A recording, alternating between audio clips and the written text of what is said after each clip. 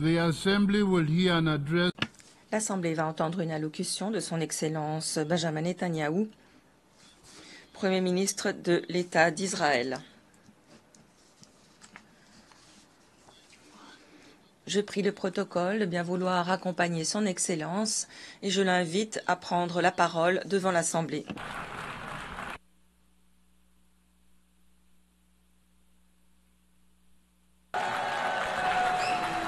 Order, please. Silence, s'il vous plaît. Ladies and gentlemen. Mesdames et messieurs, silence, s'il vous plaît. Order, please.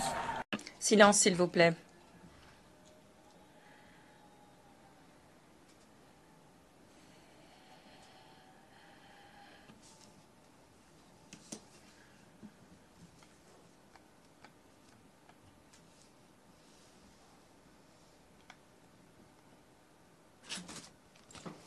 Mr. President. Monsieur le Président, Mesdames et Messieurs,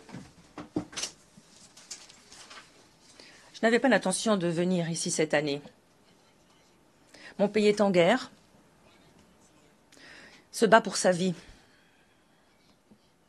Mais après avoir entendu les mensonges proférés à l'encontre de mon pays par nombre d'intervenants, ici même, j'ai décidé de venir après tout pour remettre les choses à leur place.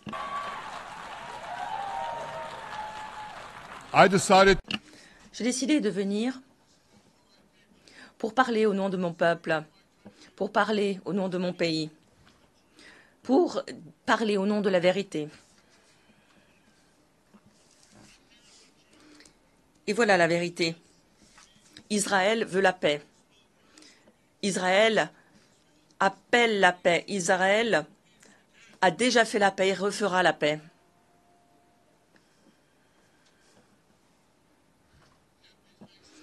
Et pourtant, nous sommes confrontés à des ennemis sauvages qui ne souhaitent que nous détruire. Nous devons nous défendre contre ces assassins sauvages. Nos ennemis cherchent non seulement à nous détruire, mais aussi à détruire notre civilisation commune, à nous renvoyer à l'âge sombre de la tyrannie, de la terreur. Lorsque j'ai pris la parole ici même l'année dernière, j'avais dit que nous étions confrontés au sempiternel choix, comme Moïse avec Israël il y a des milliers d'années. Alors que nous allions pénétrer la terre promise, Moïse nous a dit que nos actes détermineront ce que nous laisserons aux générations futures, une bénédiction ou une tragédie. Aujourd'hui, nous sommes confrontés à ce choix, une réconciliation historique entre Juifs et Arabes ou le sort que nous réserve l'Iran. Après cette allocution, cette bénédiction dont j'avais parlé a pris tout son sens. Accord de normalisation entre l'Arabie saoudite et Israël, qui semblait plus proche que jamais. Mais ensuite est advenu le 7 octobre. Des milliers de terroristes soutenus par le Hamas sont entrés en Israël sur des pick-up, sur des motos. Ils ont commis des atrocités inimaginables, assassinant sauvagement 1200 personnes, violant, mutilant des femmes, coupant la tête à des hommes, brûlant des bébés en vie, des familles, des enfants, des grands-parents, des familles tout entières. Dans des scènes dignes de l'Holocauste nazi, le Hamas a enlevé 251 personnes de dizaines de pays différents, les entraînant dans des tunnels à Gaza. 154 de ces otages sont rentrés, dont 117 en vie. Je tiens à vous assurer d'une chose. Nous ne baisseront pas les bras tant que les autres otages ne seront pas rentrés. Certains des membres de leur famille sont parmi nous aujourd'hui. Je leur demanderai de se lever.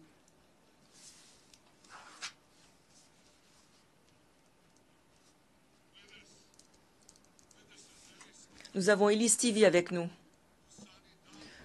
dont le fil Idan a été enlevé lors d'un festival de musique. Un festival de musique Voilà le crime qu'il a commis. Ces monstres, ces assassins l'ont emmené. Kobe Burnham, dont le fils Jonathan a été assassiné, son cadavre a été amené à Gaza. Un cadavre a été pris en otage. Salim al-Atrash, dont le frère Mohamed, un soldat israélo-arabe courageux, a été assassiné. Son corps aussi a été emmené à Gaza, tout comme le corps de la fille d'Imas Rabin qui a été assassinée brutalement dans le cadre du même festival de musique. Nous avons Sharon Sharabi, dont le frère Yossi a été assassiné, dont le frère Eli est encore détenu en otage à Gaza. Nous avons aussi avec nous Izard Liftich, d'un kibbutz qui a été réduit à néant par ces terroristes. Heureusement, nous avons obtenu la libération de sa mère, mais son père a été perdu de vue. Il se trouve encore sous terre, quelque part, entre les mains du Hamas. Je puis vous assurer que nous vous ramènerons vos proches. Nous ne baisserons pas les bras tant que nous n'aurons pas accompli cette mission sainte.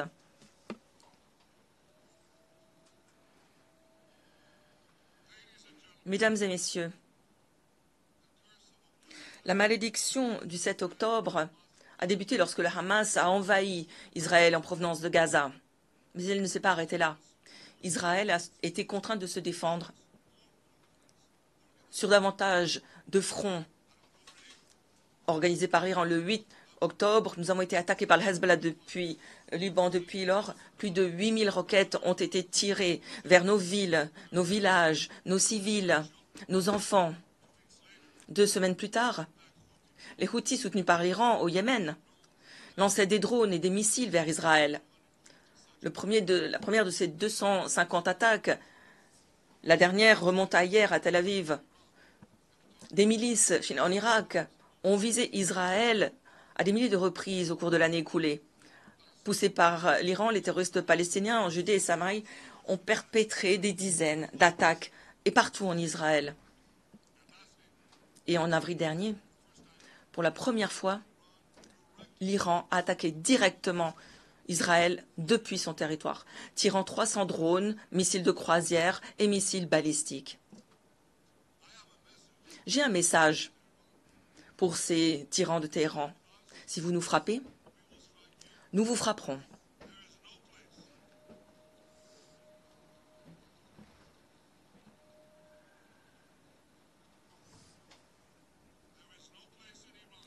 En Iran, il n'y a aucun endroit que nous ne pourrons pas atteindre grâce à nos armes de longue portée. Et il en va de même du reste du Moyen-Orient. Loin d'être des agneaux menés à l'abattage, nos soldats se sont battus avec courage au sacrifice de leur vie. Et j'ai là un autre message à porter ici en cette assemblée et au reste du monde. Nous sommes en train de gagner.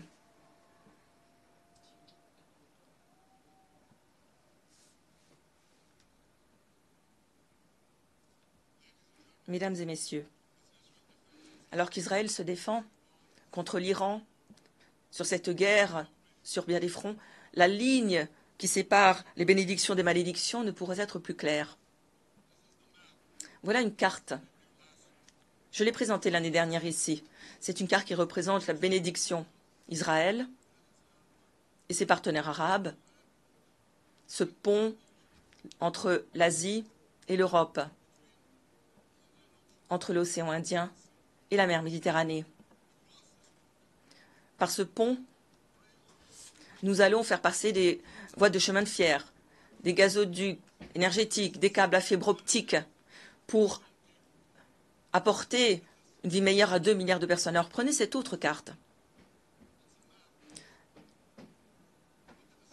Prenez cette deuxième carte. Elle représente la malédiction. L'arc de la terreur créé par l'Iran, imposé depuis l'océan Indien jusqu'à la mer Méditerranée. Cet arc malveillant de l'Iran a coupé les voies de trafic maritime, détruit des nations de l'intérieur, inflige le désespoir à des millions de personnes. Donc d'un côté, une bénédiction, un avenir radieux d'espoir, et de l'autre, un avenir sombre de désespoir. Et si vous pensez que cette carte de la malédiction ne concerne qu'Israël, alors réfléchissez-y à deux fois. Parce que l'agression de l'Iran, si l'on n'y remédie pas, menacera chaque pays du Moyen-Orient et un grand nombre de pays ailleurs dans le monde. Parce que l'Iran veut imposer son radicalisme bien au-delà du Moyen-Orient. C'est la raison pour laquelle il finance des terroristes sur les 5 continents. C'est la raison pour laquelle ils bâtissent des missiles balistiques, des ogives nucléaires pour menacer le monde tout entier. Depuis bien trop longtemps, le monde ferme les yeux face aux actes de l'Iran, à sa répression intérieure, face à ses agressions externes. Cette situation doit cesser, cet apaisement doit prendre fin maintenant.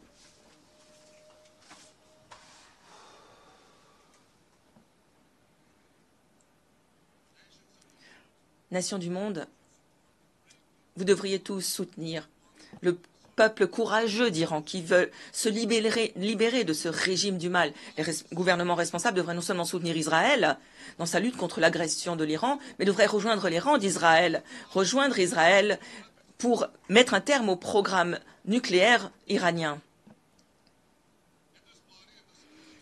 Ici même, au Conseil de sécurité, nous allons, dans quelques mois, débattre. Je demande au Conseil de sécurité de renforcer les sanctions contre l'Iran, parce que nous devons mettre tout en œuvre, tout ce qui est en notre pouvoir doit être fait pour que l'Iran n'obtienne jamais d'armes nucléaires.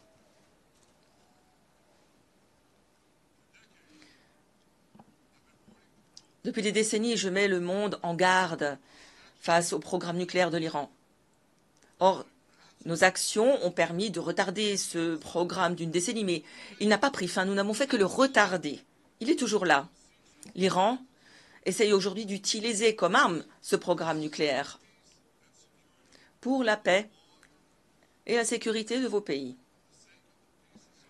Pour la paix et la sécurité du monde entier, nous ne devons pas le permettre. Et je puis vous assurer qu'Israël mettra tout en œuvre pour que ce ne soit jamais le cas.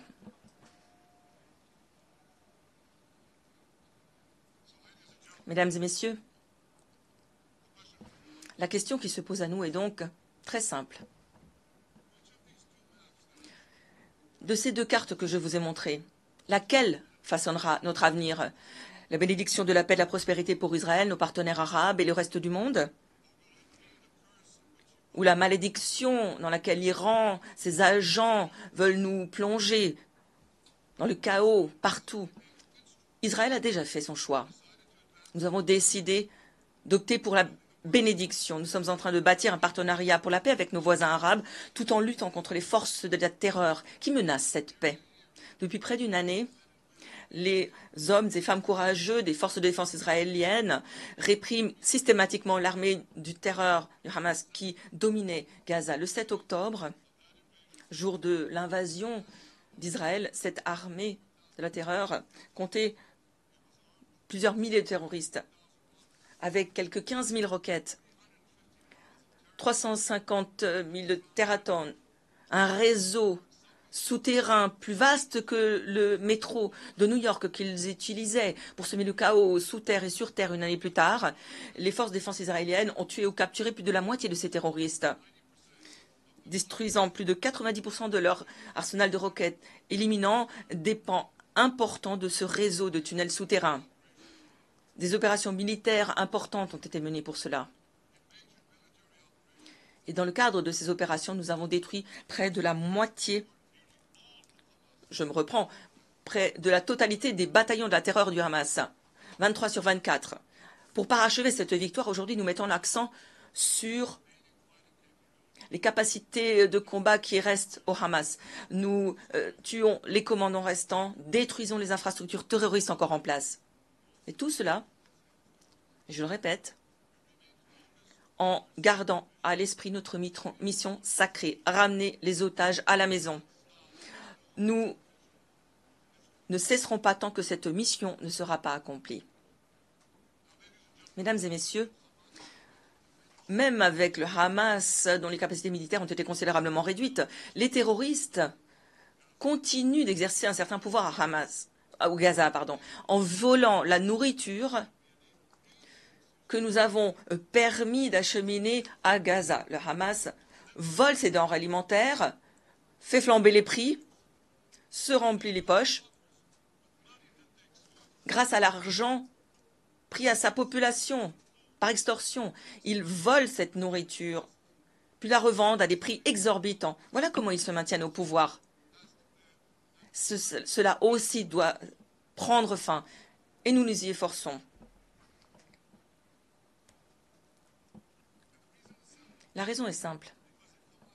Si le Hamas reste au pouvoir, il va resserrer ses forces, se réarmer, attaquer Israël encore, encore et encore, comme il a promis de le faire. Donc le Hamas doit disparaître.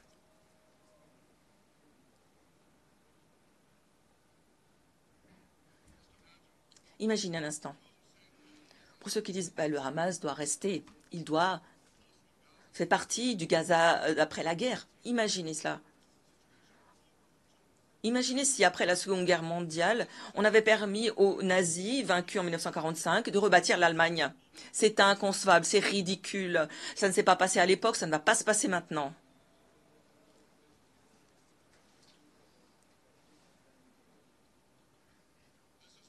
C'est la raison pour laquelle Israël rejettera toute possibilité d'offrir une place au Hamas de l'après-guerre. Ce que nous voulons, c'est la démilitarisation, la déradicalisation de Gaza. Ce n'est qu'alors que nous pourrons faire en sorte que ces combats soient les derniers. Nous sommes prêts à travailler avec les partenaires de la région et d'autres pour appuyer une administration civile locale de Gaza engagée en faveur d'une cohabitation pacifique. Quant aux otages, j'ai un message à ceux qui les détiennent au Hamas. Laissez-les rentrer, laissez-les partir, tous, toutes. Ceux qui sont en vie aujourd'hui doivent être restitués à leurs familles en vie, et les dépouilles de ceux que vous avez tués avec brutalité doivent être restituées aux familles. Ces familles qui sont avec nous ici aujourd'hui et d'autres en Israël méritent de donner une sépulture digne à leurs êtres chers, un lieu où ils pourront se souvenir de ces victimes et les pleurer. Mesdames et messieurs, cette guerre peut prendre fin dès maintenant. Il suffit pour cela que le Hamas se rende, dépose les armes et libère tous les otages. Dans le cas contraire,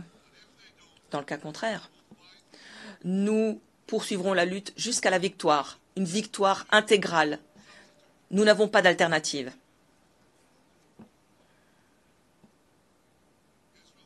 Israël doit aussi vaincre le Hezbollah au Liban. Le Hezbollah est l'organisation terroriste par excellence dans le monde aujourd'hui.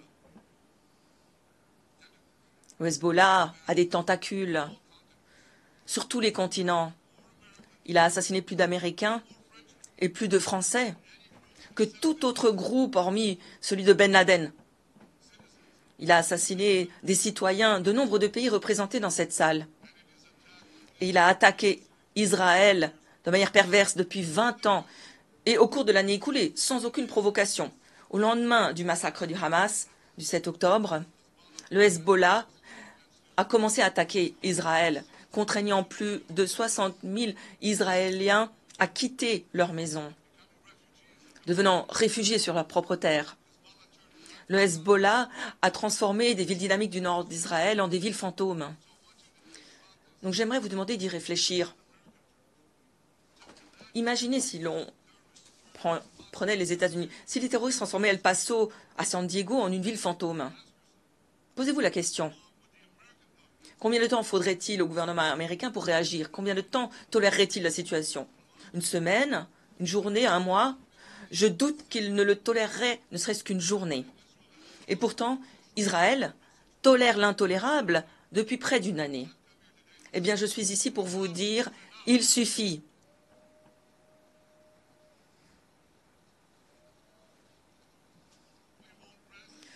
Nous ne cesserons pas d'agir tant que nos citoyens ne seront pas rentrés en sécurité dans leur maison. Nous n'accepterons pas qu'une armée terroriste à notre frontière puisse mener un autre massacre du type du 7 octobre. Pendant 18 ans, le Hezbollah a refusé de manière éhontée d'appliquer la résolution 1701 du Conseil de sécurité qui exigeait qu'elle déplace ses forces et les reculs de nos frontières. Au lieu de cela, le Hezbollah s'est rapproché de notre frontière, a creusé des tunnels pour infiltrer nos communautés, a tiré à l'aveugle des milliers de roquettes vers nos villes et nos villages. Ils ont tiré ces roquettes, ont lancé ces missiles, non pas depuis des bases militaires, non. Oui, ils le font, bien sûr, mais ils les ont tirés, ces roquettes, ces missiles, à partir d'écoles, d'hôpitaux, d'appartements, dans les maisons privées des citoyens du Liban, menaçant leur propre population. Ils ont mis des missiles dans chaque cuisine, des roquettes dans chaque garage.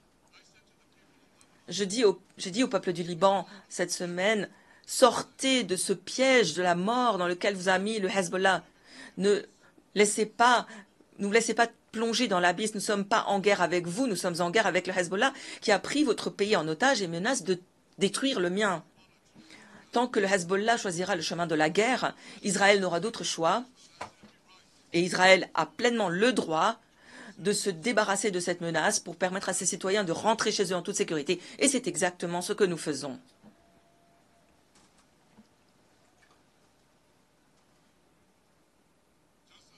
Cette semaine encore, les forces de défense israéliennes ont détruit une partie importante des roquettes du Hezbollah financées avec l'aide de l'Iran depuis 30 ans. Nous avons éliminé des commandants qui avaient sur leurs mains du sang israélien, américain, français. Et puis, nous avons éliminé leurs remplaçants. Et les remplaçants de leurs remplaçants, et nous continuerons d'éliminer le Hezbollah tant que tous nos objectifs n'auront pas été atteints.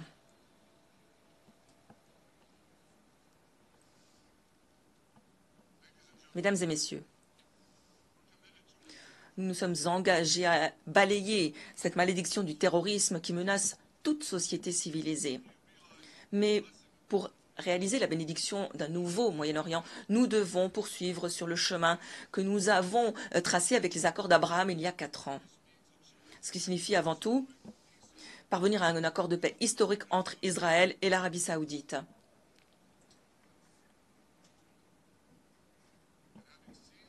Ayant été témoin des bénédictions que nous avons déjà apportées avec les accords d'Abraham, les millions d'Israéliens qui ont pu faire l'aller-retour au travers de la péninsule arabique, volant au-dessus de l'Arabie saoudite, des pays du Golfe, le commerce, le tourisme, les co-entreprises, la paix. Je vous le dis,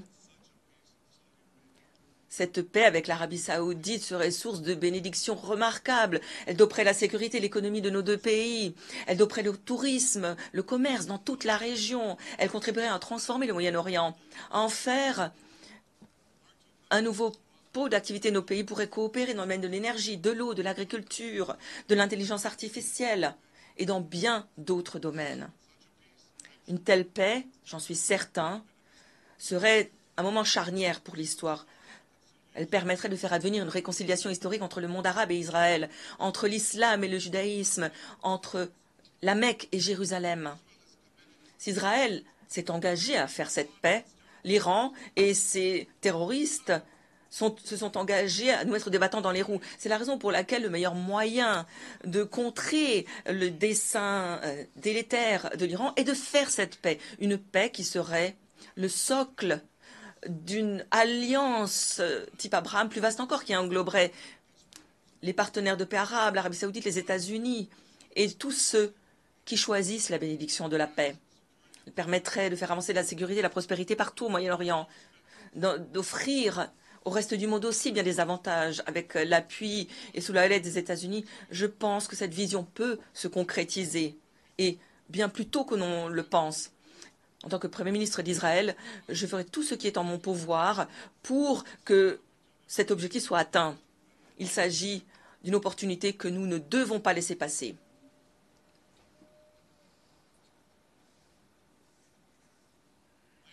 Mesdames et messieurs, Israël a fait son choix.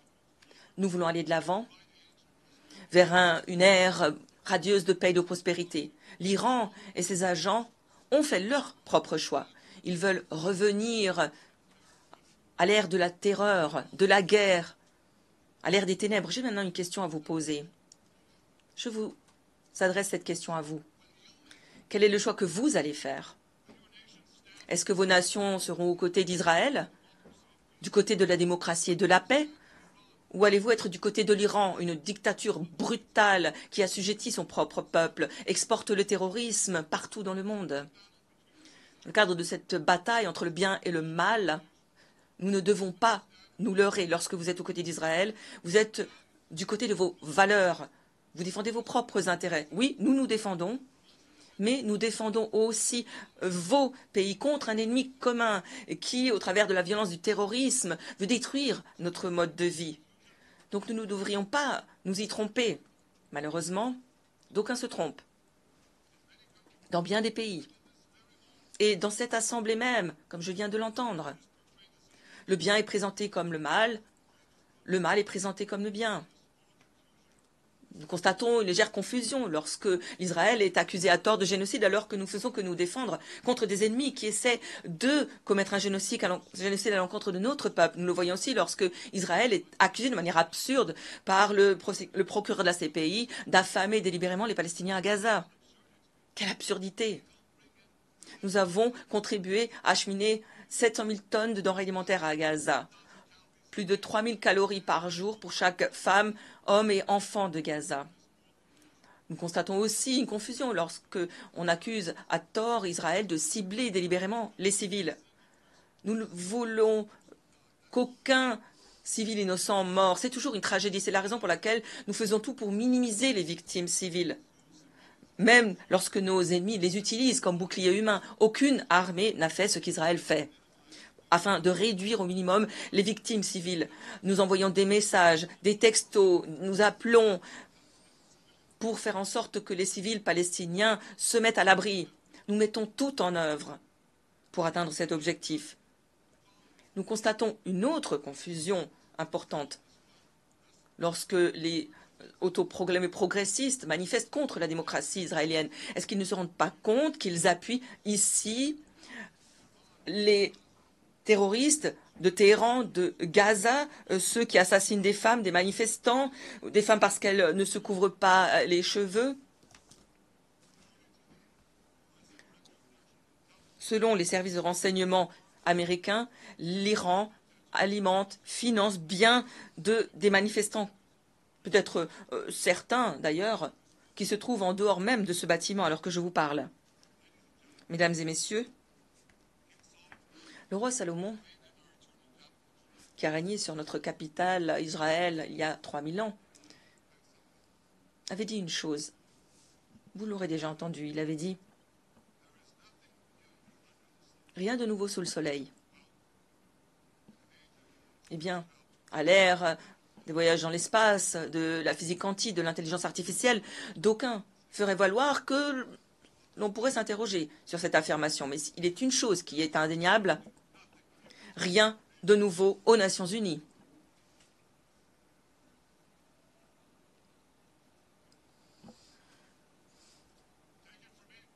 Croyez-moi, la première fois que j'ai pris la parole à cette tribune en tant qu'ambassadeur d'Israël aux Nations Unies, c'était en 1994, il y a 40 ans exactement. Dans mon premier discours, ici je pense d'ailleurs que la tribune est la même, lors du premier discours que j'ai prononcé ici, je me suis dit contre la proposition d'écarter Israël de cet organe. 40 ans plus tard, je me retrouve à devoir défendre Israël contre ce même objectif ridicule. Qui mène la charge aujourd'hui? Non pas le Hamas, mais Abbas, le président de l'autorité palestinienne Mahmoud Abbas, l'homme qui affirme vouloir la paix avec Israël et qui pourtant refuse de condamner le massacre abominable du 7 octobre. Il continue de payer des centaines de millions aux terroristes qui ont tué. Plus vous tuez, plus vous encaissez. Et il continue sa guerre diplomatique contre le droit d'Israël à exister, contre le droit d'Israël de se défendre, ce qui revient au même. C'est parce que si vous ne pouvez pas vous défendre, vous ne pouvez pas exister. En tout cas, pas chez nous. Peut-être pas non plus dans vos régions. À cette tribune, il y a 40 ans, je disais aux parrains de cette ridicule résolution qui visait à expulser Israël, je leur disais, laissez votre fanatisme à la porte de cette salle. Aujourd'hui, je dis au président Abbas et à chacun d'entre vous qui pourrait éhontément appuyer cette résolution, laissez votre fanatisme en dehors de cette salle. Pointer le seul État juif reste une tâche morale sur les Nations Unies. Cette organisation est devenue ainsi méprisable aux yeux des populations partout, mais pour les Palestiniens, cette maison de la ténèbre, ils savent que dans le cadre de ce déferlement d'antisémitisme, la grande majorité veut diaboliser l'État juif. Dans le cadre de cette société plongée dans l'antisémitisme, toute allégation ridicule est soutenue par une majorité de personnes. Cette dernière décennie, davantage de résolutions ont été adoptées contre Israël, ici même, à l'Assemblée générale des Nations unies, que contre le reste du monde. Plus de 2 fois plus de résolutions contre Israël depuis 2014. Cet organe a condamné Israël 174 fois et les restes des pays du monde ont été condamnés à 73 reprises. Plus de 100 condamnations supplémentaires pour l'État juif. Quelle hypocrisie! Parlons de 2 poids 2 mesures, c'est une blague.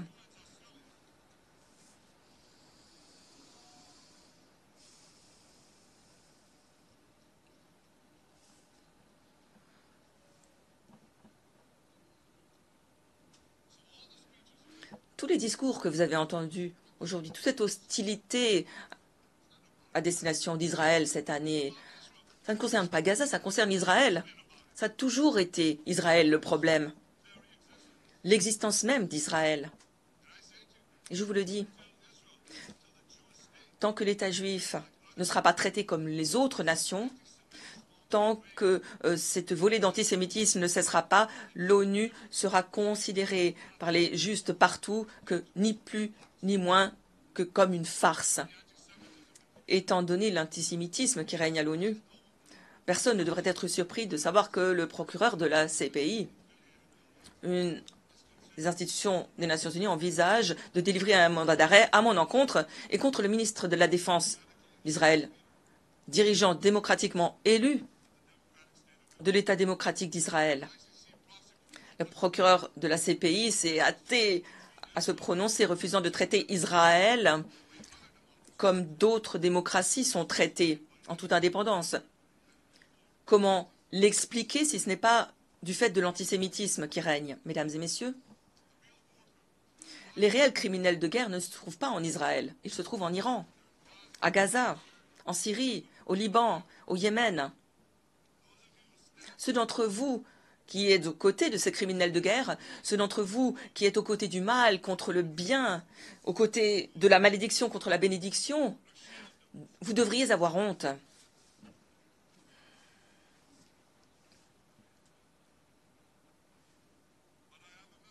Mais j'ai un message pour vous. Israël gagnera cette bataille. Elle l'emportera parce que nous n'avons pas d'autre choix.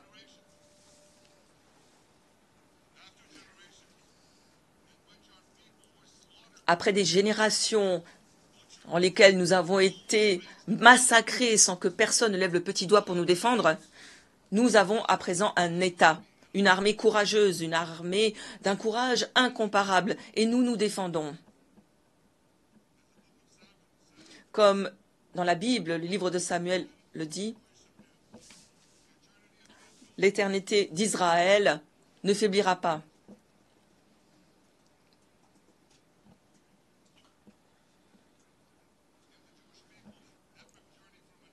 Dans le cadre de ce voyage que nous avons parcouru depuis l'Antiquité jusqu'au temps moderne, cette promesse a toujours été respectée.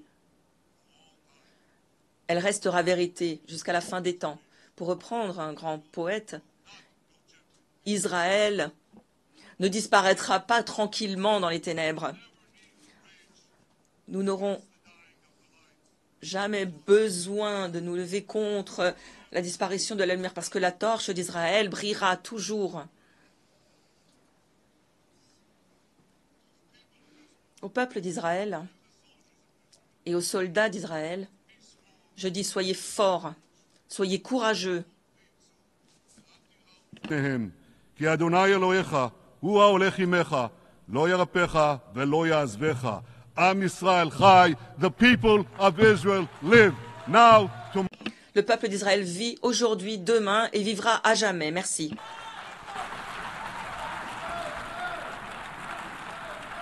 On behalf Au nom de l'Assemblée, je remercie le Premier ministre de l'État d'Israël